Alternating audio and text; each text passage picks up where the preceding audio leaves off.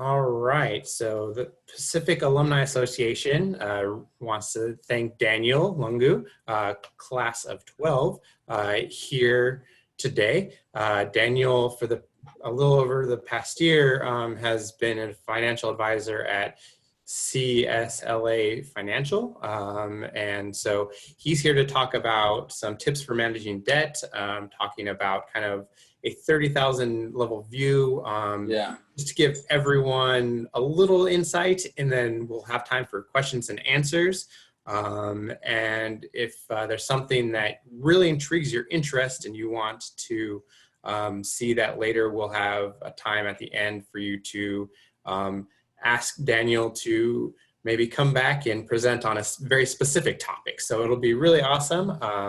So again, Daniel, as we mentioned earlier, actually played, he was on an athletics team as well at Pacific, graduated in 2012.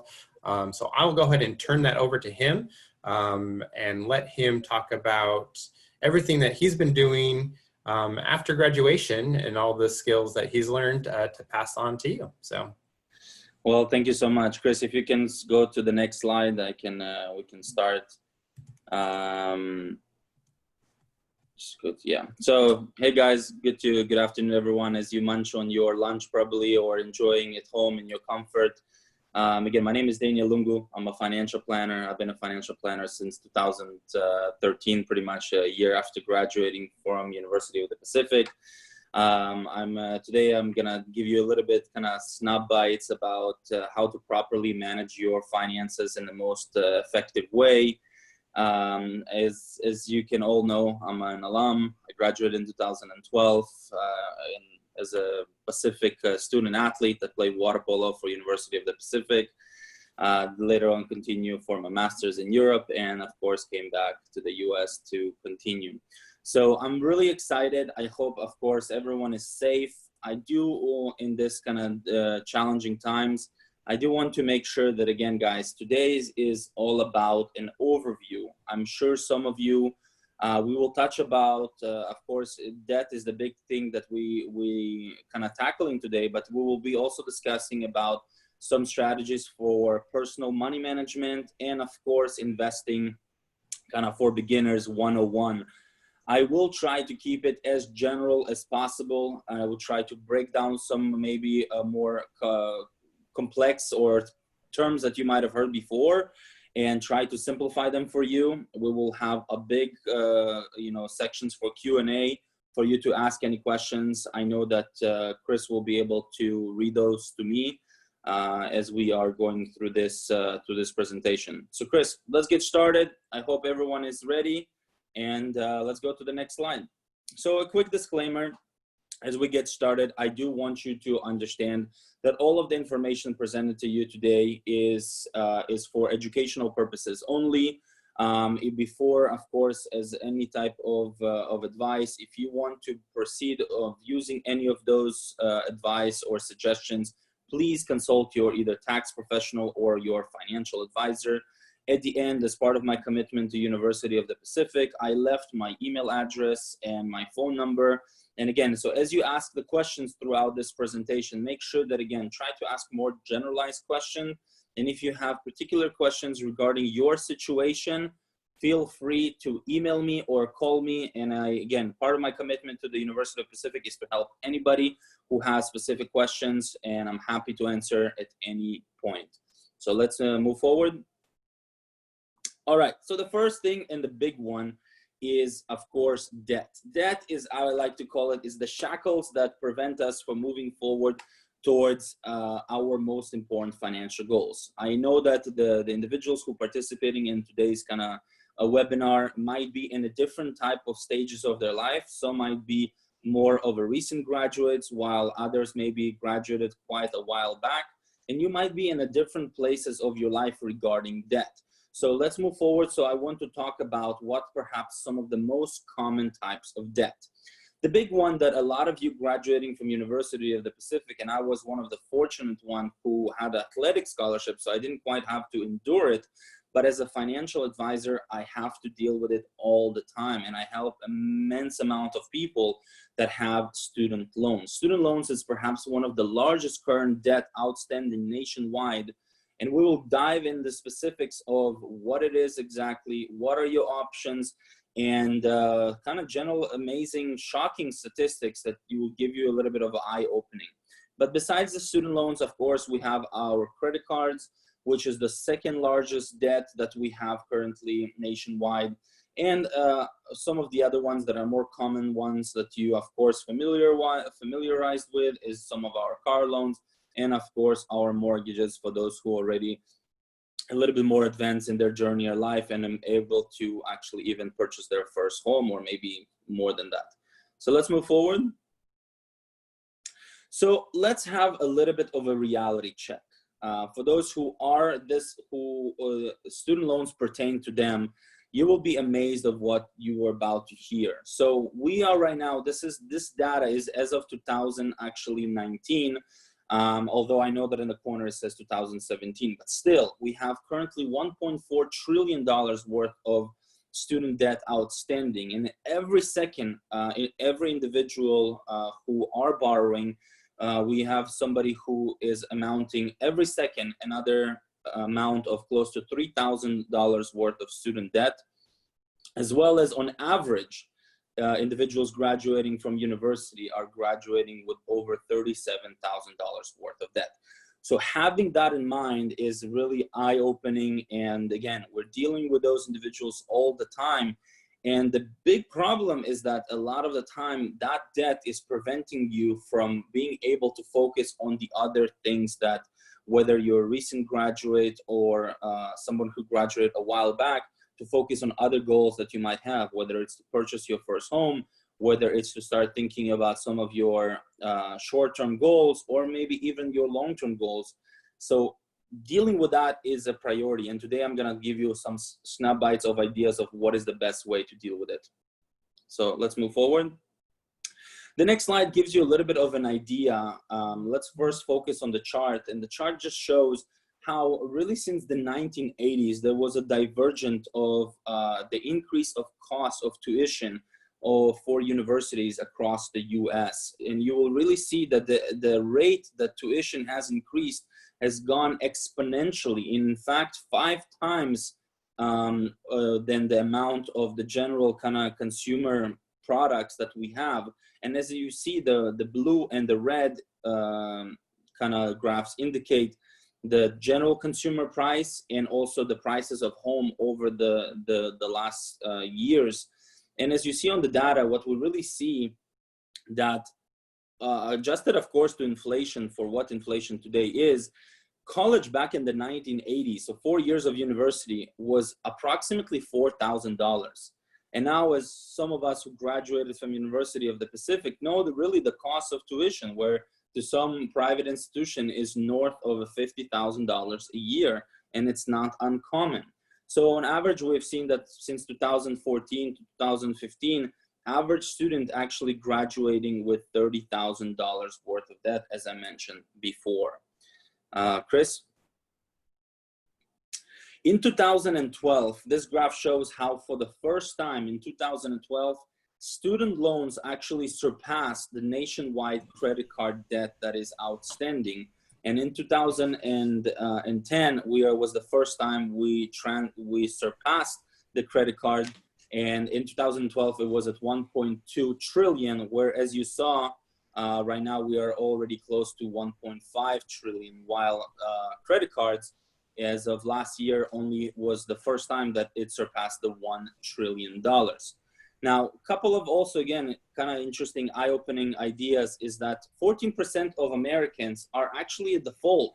And in challenging times like right now, it gives you an idea of how, again, student loans act as a burden for many individuals, where they can't simply make the payments for their loans. And the other 47 are simply in forbearance, which in simple terms means that they're not paying on their loans, but they keep accruing interest. And another shocking, I think, information for a lot of the people who are listening, some of you might proceeded after graduating from University of the Pacific, either with Pacific for professional degrees, or maybe outside of the University of the Pacific for, professional degrees, whether it's your master's, your doctorate degrees. So we see a huge jump. As before I mentioned to you, the average American graduating from university nowadays have 30,000. If you went ahead and you acquired your professional degree, you're looking at north of $150,000 worth of student debt. Chris? This slide actually, again, it shows a little bit the disproportionate distribution of the student debt across the various professions. Although only 14% of enrollment to universities are graduate level individuals or individuals proceeding following their professional degrees, that 14% of enrollment accounts for over 40% worth of the total debt outstanding. And the logic makes sense over here. The more you proceed for higher education, usually the larger your amount of debt. And in fact, on the median, what we see that an MBA graduate has close to $42,000 worth of student debt, while a medical professional, and I know that University of the Pacific is a staple for our medical and health and sciences degrees, whether it's the PT, dentist, physical therapy, nursing, pharmacy. So those individuals see a much greater type of debt that they carry forward. Chris? This type of chart shows you, and by the way, guys, if at any point I'm going too fast or something is not clear, by all means, make sure that you write in the comments, you ask a question. But this is, again, just to show you a little bit of an eye-opening regarding where we are right now. And as you see, over the last really 10 years, since from 2004 to 2014, as the data suggests, we see that the debt nationwide for across the entire consumer debt has increased, while our salaries, and I know that probably a lot of people are saying right now, yes, that is true, our salaries have not been able to adjust accordingly. And in fact, we've seen, which was actually surprising, that most individual average American salary actually went down versus going up. So that's why there's that disparity between the total amount of debt that we have versus the income that we earn. Chris? So the big question, okay, so you might ask yourself, well, Daniel, what can I do about it? So I do have a student debt, and I know exactly what you're talking about. I know I feel the burden every day, or I'm a recent graduate and I did take some loans and I don't know what is the best way to tackle them moving forward. So most of you who either graduated recently or graduated in the past know that within 6 months post of graduation, you are immediately entering into the repayment phase of your student debt. Now, the most common one is the standard repayment. That repayment is designed usually for the loan servicer, so the companies who usually buy your loans to get their money in the fastest way. And it's also intended for you to repay the minimum amount of interest. However, those usually result in the largest amount of payments, which most people cannot carry that burden. And they're designed to pay those off within 10 years. Which is why there were other type of programs that are designed to help alleviate on the burden and make it a little bit easier for you to pay those debts. And that's where income-driven repayment has been created, where you see you have the income-based, you have the income contingent, you have the revised pay as you earn and pay as you earn that help you depending on your situation. So going back again, in order for you to understand what is the right one for you, it's best to consult both a tax professional and a financial professional. And I will leave also a lot of resources for you to read. And if you want to learn more about what is the best one for you, make sure to get in touch with me directly. But I do want you to know that you do have options and that you have the ability not to struggle so much and maybe alleviate on yourself and have a little bit less of a payment towards your debt, so you can focus on other financial goals that are still pressing and important for you. Now, one of the most common questions that I get as a financial advisor for when I meet individuals who do have some sort of student loans is, first of all, is it the right thing to consolidate my debt? Now, I want to here take that and break it down to two. You need to identify if your debt is federal or your debt is private. So if your debt is federal, it's maybe a good idea to consolidate your debt so you can have a lower on average an interest rate that you will be repaying toward your debt. Now, moving forward, like I mentioned before, if you have federal debt and you're thinking about maybe consolidating and converting, swapping that federal debt towards a private debt, that is generally not recommended. And I think the times that we are right now is the biggest justification for that. As you can see, most individuals who are suffering for the burden of federal debt were able to get some leniency by not having to pay their monthly payments and get a little bit of a breathing for those who maybe lost their jobs or simply cannot make an income or just payments due to hardship. While if you consolidated and swap your federal debt to private, you were still liable to pay those debt payments like any other type of debt, like credit cards, for example. So that's why if you do have private debt, maybe it is not a bad idea to looking at refinance option to lock down the lowest interest, especially right now. But if you have federal debt, is commonly not wise to refinance and swap that debt towards private. So just wanted to clarify that for those. Again, if you have any questions, always feel free to reach out to me and ask me. I will happy to take a look at your situation. Chris? All right. So now that we moved and out of the student loan realm, a lot of us, in fact, most of us, have some sort of credit cards that we tend to use. So here are some reality check about credit cards. The average interest rate in the US for credit cards is 14%. The average credit score is 680, as you can see. And the total consumer debt, although total credit card debt nationwide just surpassed 1 trillion, the total consumer debt that combines all of our debt is actually over $11.5 trillion. So just to understand how massive is our nationwide debt. A little bit more information for you guys. As I mentioned, we just surpassed in 2019 the $1 trillion worth of mark. Most Americans have at least 4 credit cards with a revolving debt of at least over $8,000. And as we see right now, as of 2019, over 190 million Americans use credit cards. So what should we do about them and how can we climb ourselves out of that debt? I want you to find out right now. Chris? So general mistakes that most common people do when it comes to their credit cards is, first of all, the most common thing I hear is that I use my credit cards for the points and the rewards. The reality of things is that most people do not redeem those rewards or points. So for you to tell me that you're using your credit cards for that purpose is a wrong utilization of your credit card. Unless, of course, unless you pay off your card in full every month. And if you're not paying your card in full, in order for your credit score not to be impacted or dinged, you want to make sure that your utilization on every single card is not in excess of 50% of your, I guess, line of credit, how much the financial institution is offering you. What is your balance, available balance? You definitely don't want to exceed the 50%.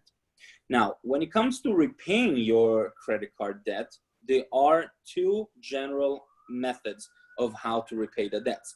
You might have heard some of them might be new to you.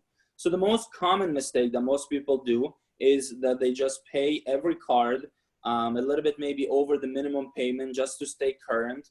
But that approach does not get you anywhere because every month you're being dinged with interest charges and then you don't feel like you're actually making progress.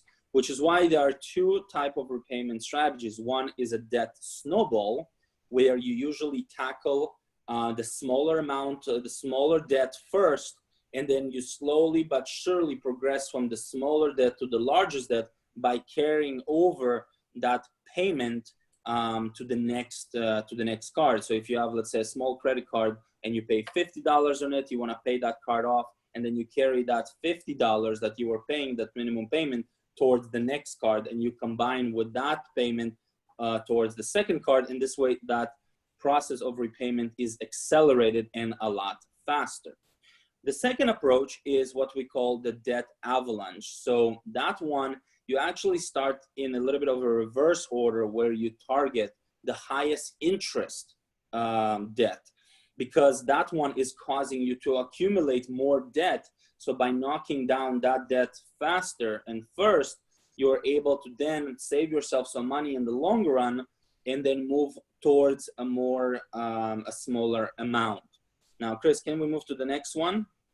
Here's just a chart of comparison. And as an advisor, I always like to say this, if you, in case that you wonder and ask yourself, well, which one is better? I like to say there is no better over here. Both are adequate and good in their ultimate result of paying down debt. The question is, what kind of individual are you?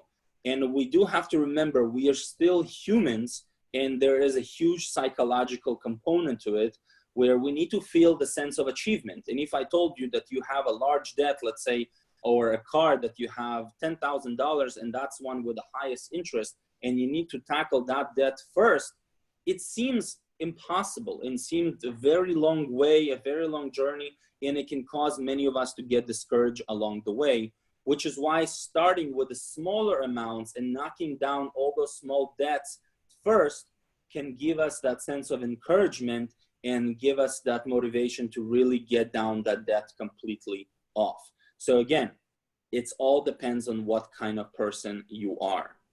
Chris? All right, I want to take a moment over here, a brief moment, to give you kind of the platform to ask any questions, comments, things that you might have not known or want to clarify. And just to make sure that all of you are kind of actively participating and that you are still here, I just want to make sure that you are, putting a thumbs up or something that give me an idea that you're enjoying and benefiting from this information so far.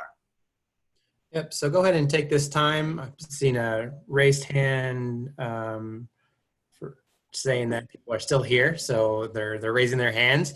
If anyone else wants to type in the chat, we can talk about kind of some of the overall things that we just heard right now.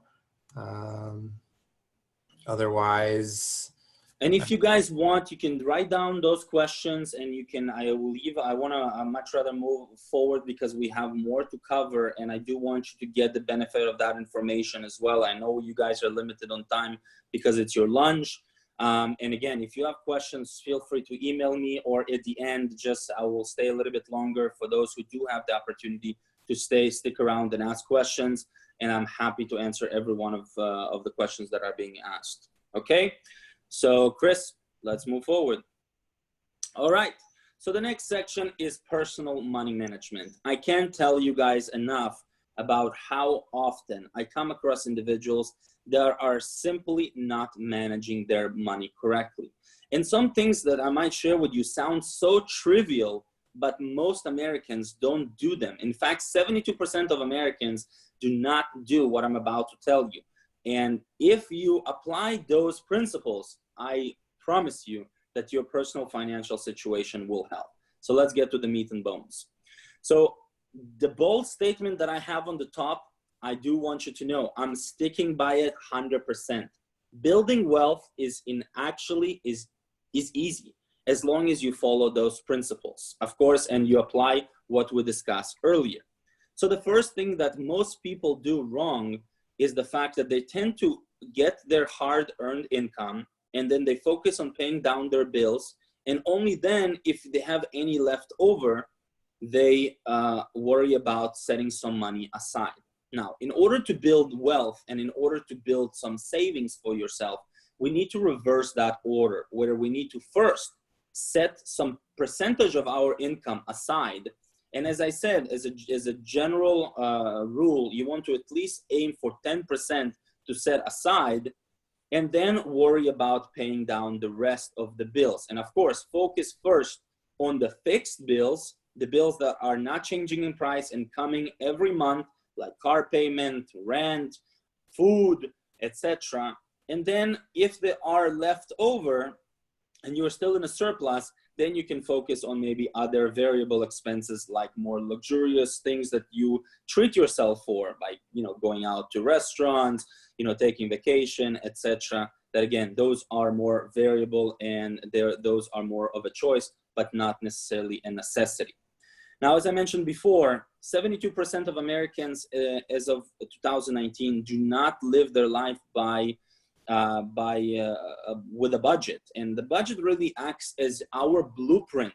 Whenever we want to build a house, we need a blueprint in order to build that house, and budget is the same thing. It's those parameters and guidelines that enable to keep you in check regarding your financial goals. So I will leave in the end some suggestion about where you can go in order to optimize your budget, and in the most user-friendly that I personally like to use. Obviously, we as advisors, we have some kind of tools, I like to call it tools on steroids, that enable you to do a lot more. And if you guys want access to those, again, happy to give free access to anybody who wants to take advantage of that. But having a budget is a must. Now, the other thing is, most people, especially in today's interest rate environment, they just keep money in their bank in case that they do have some savings, but they don't let their money work hard for them. And I want to open your eye regarding some things that might make change your way you maybe save. You need to understand that we have this concept called inflation, where everything around us is getting more and more expensive over the course of time. Or another way to look at it is the dollar is simply losing its purchasing power.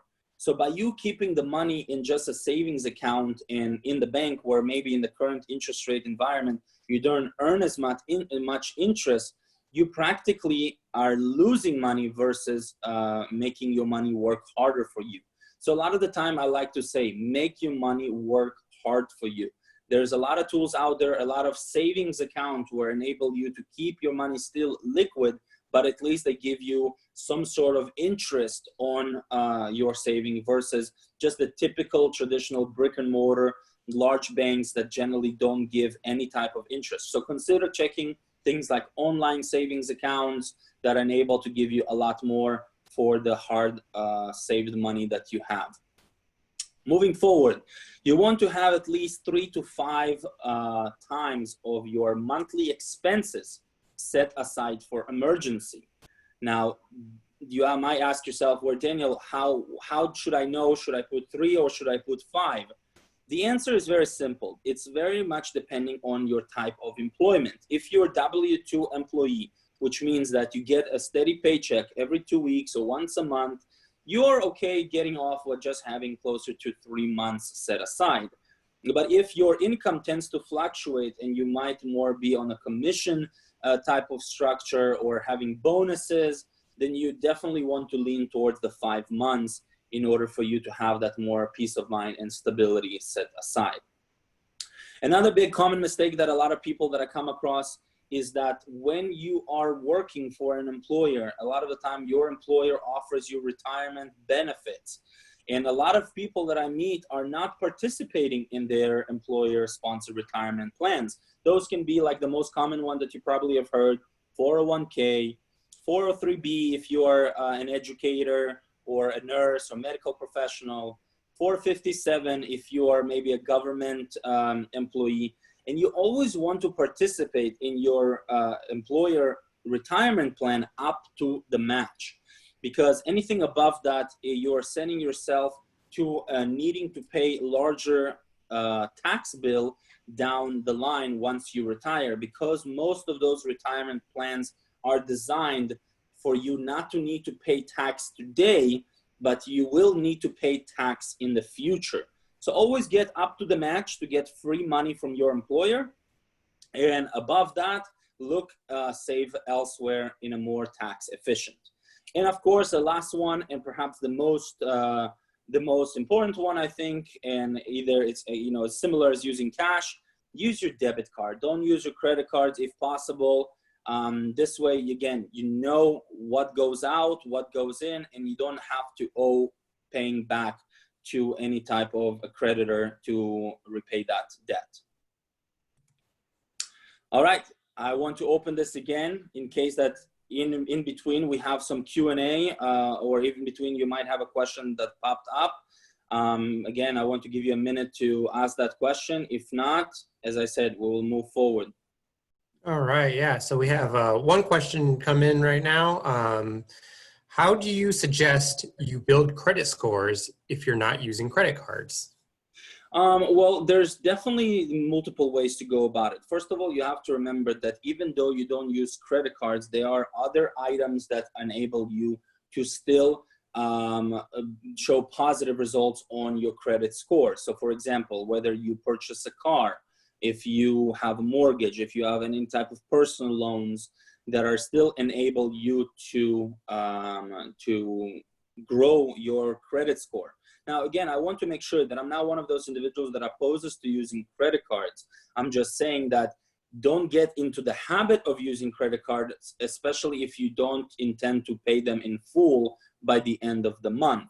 And regarding growing and building your credit score, there's a very creative methodology about that I share with my clients about if let's say they were dinged in the past, had revolving debt and they want to repay their debt faster and build their credit score faster. I have some strategies about that, and I'm happy whoever asked, just contact me personally and I can look at your situation and I can give you great tips regarding how to do that most effectively.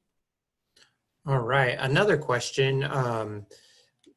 I may have heard of a cash diet where I only use cash instead of using my debit card. Is that something that you suggest or is helpful for people? In other words, there's another name for that. It's called the envelope system, where you basically, once you get your salary, you basically cash the whole salary out, and you have envelopes that are designed for the different type of purchases, whether it's rent, groceries, different type of expenses, and you put the money inside each envelope. So this way, you know that you have only specific amount for each category, and you can only work with that amount to keep you more disciplined. I personally don't like it. I just feel like it just takes more time. Our life busy as is, and to go to the bank to withdraw all the funds, put them in various envelopes. But I do know of some people who have done it, and you know, they can speak very highly about it. It's all about finding that personal preference, which whatever works for you. It's like dieting, like you said in a kind of the title or the category of that, the cash diet. There's many diets out there and all work in various shapes or form, but all comes down to a couple of things: is being disciplined and finding the one that is working for you. So that's the same thing. All right, thank you so much for sharing. So let's go ahead and move on to the next section, and then if people have questions after that. Of course. All right, guys, for me personally as financial advisor, this is perhaps the most exciting section. This is where you go from just thinking about a goal to actively pursuing and actively working towards that financial goal, whatever it might be. So today, regarding investing, I want to talk to you about some consideration before starting or considering investing. And then I'll give you some of my personal opinion about which is the best one for those who are just getting started. So Chris, so here are some of the the major consideration that you need to have when starting for any type of investing. You need to understand what type of philosophy of investing you want to adopt, whether it's an active versus a passive approach. For those who just getting started, need to understand that there are so many investment vehicles out there, but you do want to stick, if you're just getting started, with those two fundamental ones that are also the most popular ones. Those are mutual funds and also ETFs, and I will explain and break down each one of them in a second. I will also explain the concept of dollar cost averaging and the benefit of, for you over the long period of time. I will explain the time of why you need to consider your time horizon. And by time horizon, I mean how much time do you have before you need that cash or before you need that money for that specific goal. And there are certain considerations that you need to keep in mind before pursuing any type of financial goal. And of course, and the biggest one is how to manage your emotions.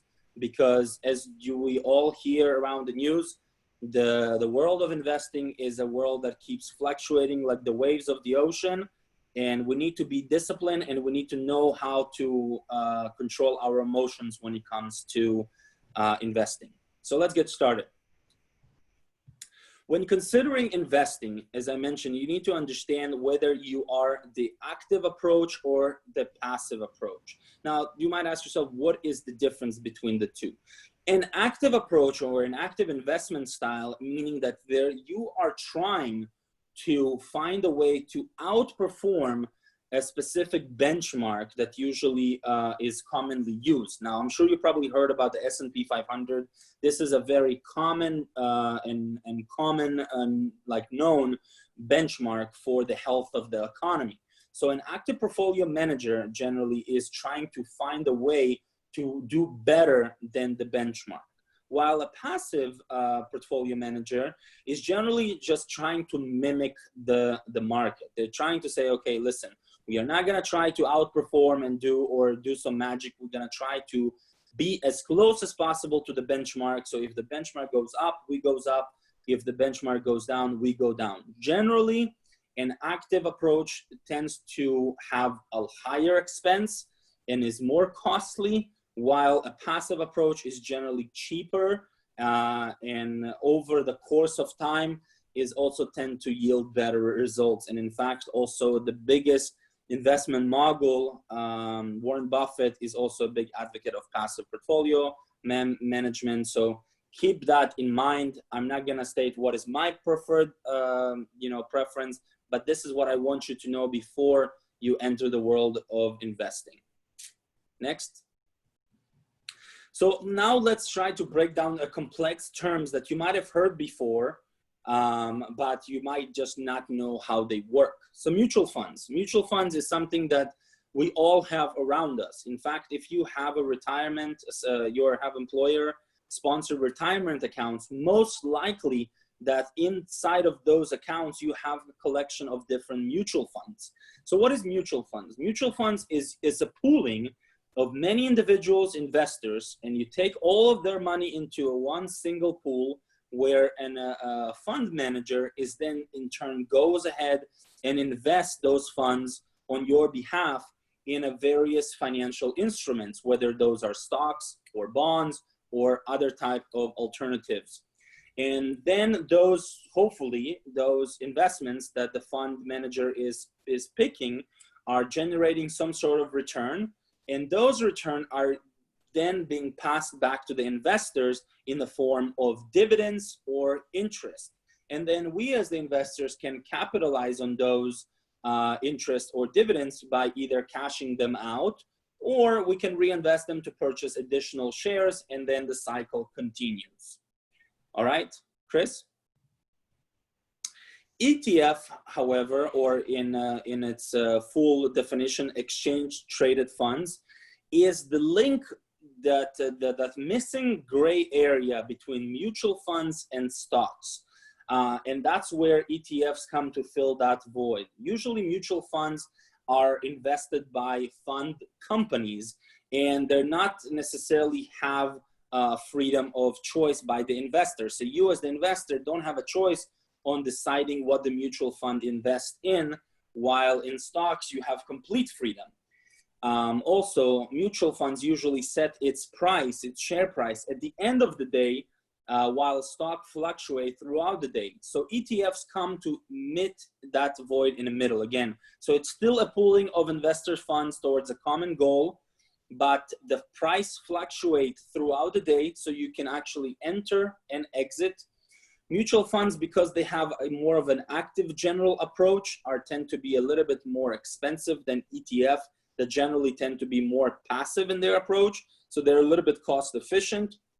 And of course, a lot of the times mutual funds tend to have a specific required minimum investment, while ETFs generally don't. You just merely purchase the share price, and you can even have one share. So that's help you a little bit, hopefully understand where ETF come and how they compare between stocks and mutual funds.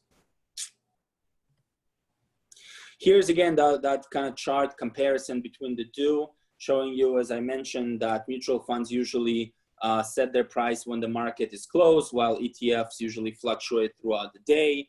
It gives you again idea that mutual funds generally are more actively in their management style, while ETFs are generally more passive. Now, don't get me wrong, you still can have mutual funds that are passive, but in total, you more have active approach.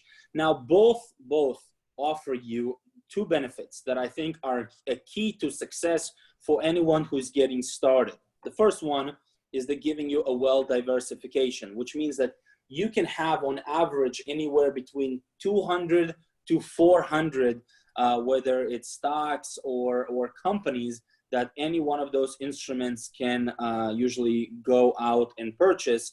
And you do have still a professional money manager that is able to make decisions on your behalf for your best interest, while versus you going out there and trying to make those decisions on by yourself.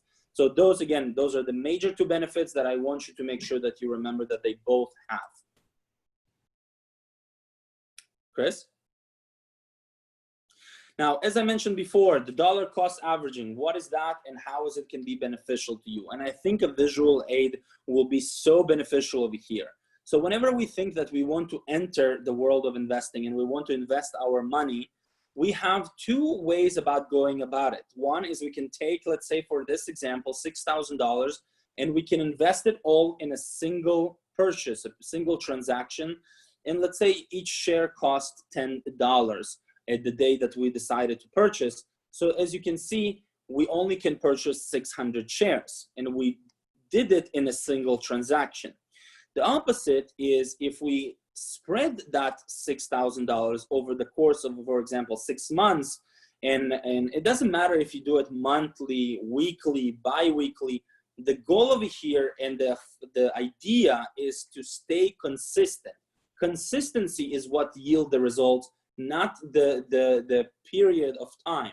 So whatever period of time you choose, just matter of staying consistent. So if you invest over a period of time and you stay consistent, the market tend to fluctuate, as I indicated, because of all the components that are happening in the market.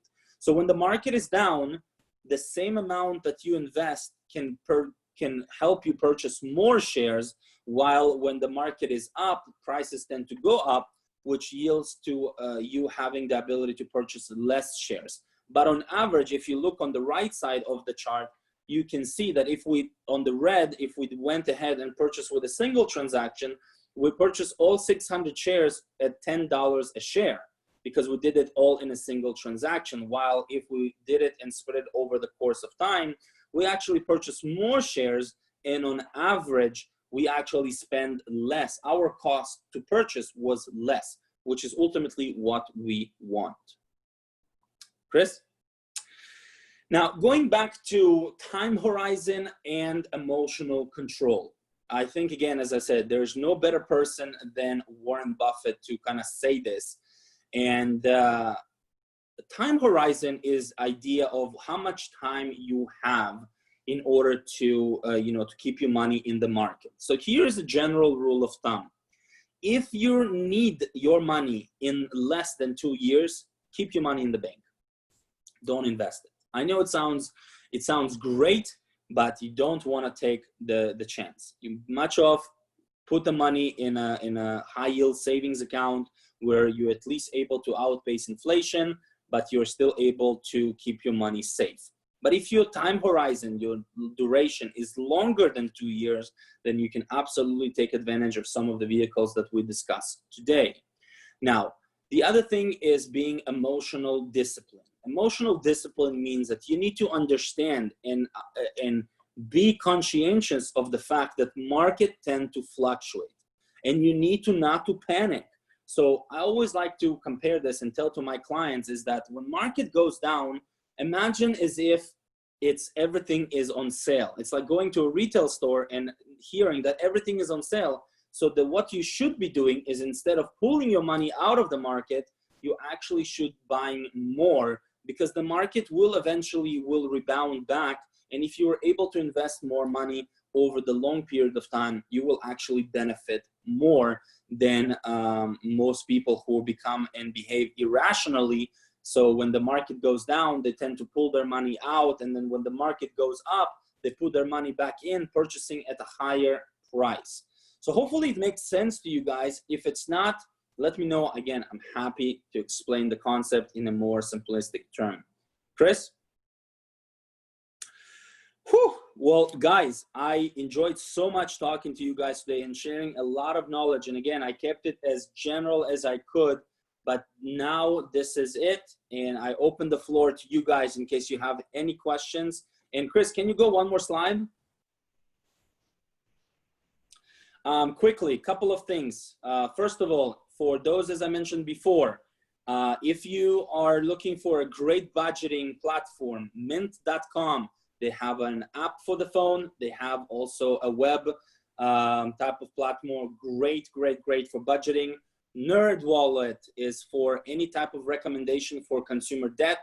It can help suggest with perhaps a better type of credit cards to consolidate your debt in case that you do have some sort of credit card debt.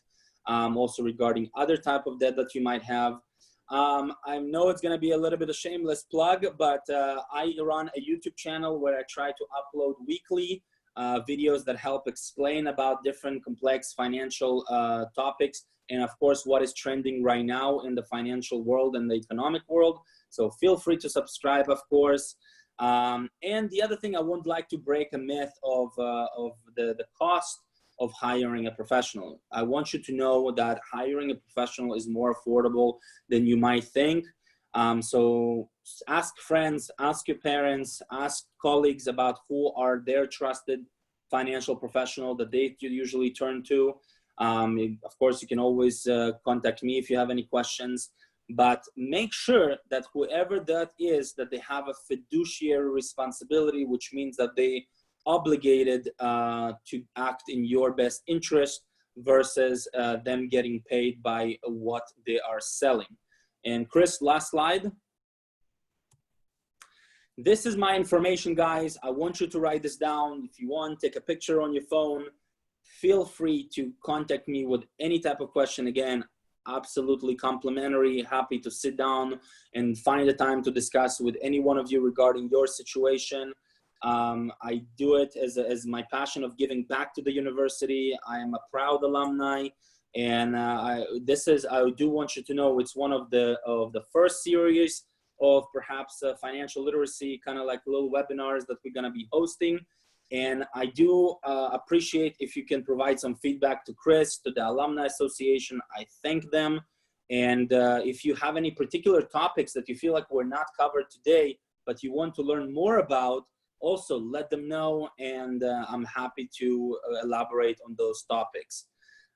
So with that being said, again, any questions that you might have, and if not, Chris, I want to thank you and all the individuals who came and spent their lunch with me today.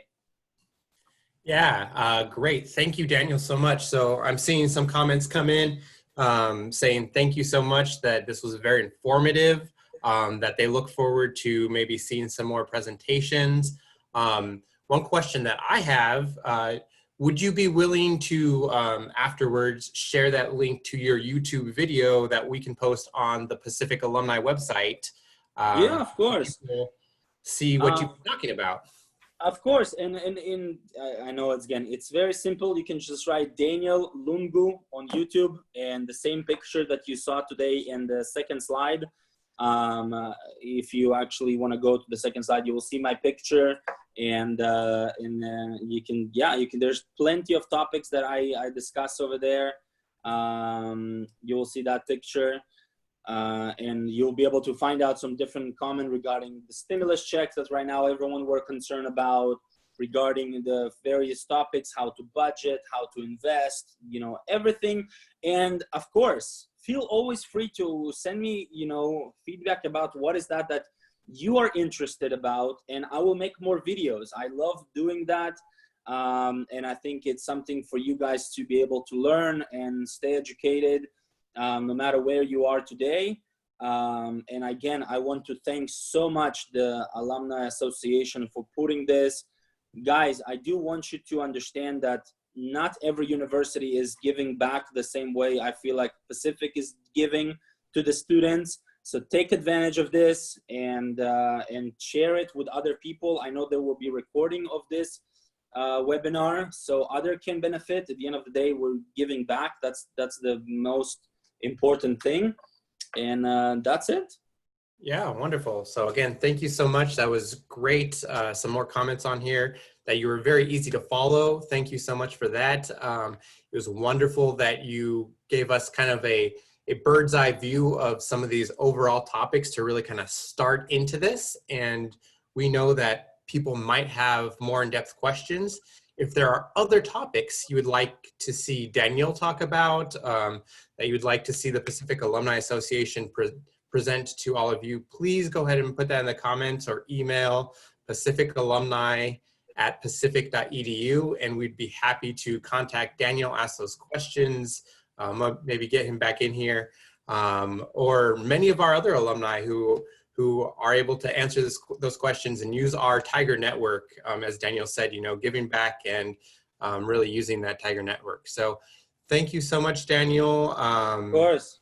Thank you. We're reaching that end of the time for everything. So again, if anyone has any final questions, I'm just seeing lots of people saying thank you. That they Chris, see if you can go back to the final slide or maybe you can share with everyone that information, the contact information, in case somebody was not able to write this down. Again, take a picture or feel free to text me. I'm also I'm fast on text. And guys, it was such a pleasure. I enjoyed every single one of you. Thanks for the questions. And I'm looking forward to speak to you soon. And hopefully after all this madness kind of comes down, I'm even happy to us to meet in person, perhaps at one of the Pacific events. All right.